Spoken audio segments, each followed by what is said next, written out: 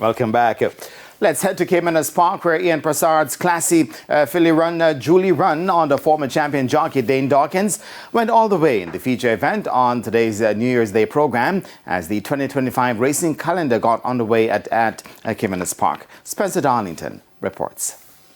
Despite early pressure from Atlantic Convoy, Barnaby and Perfect Brew, the 4-year-old grey filly Run Julie Run fended off all challengers and went away for a comfortable victory in the Open Allowance contest, which had a purse of $2 million. The 1-2 favourite and multi-mile runner-up Legacy Isle with Tevin Foster aboard did not finish.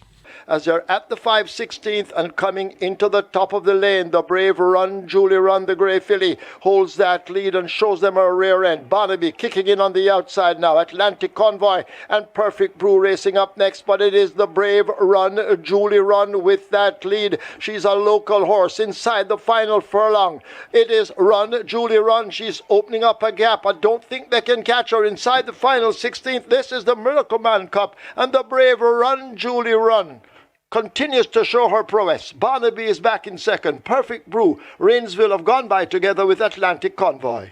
Run Julie Run, who was sent off as the 2-1 second choice in the field of 10, covered the distance in a quick minute and 25 seconds flat, winning by 5 3/4 lengths.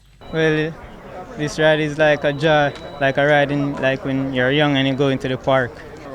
When I leave the gate and the first furlong out of the gate, I was comfortable, and the power that I feel underneath my horses, I know that this is it. She has had a very long campaign, and she won on multi-mile day, so that was just a couple of weeks ago.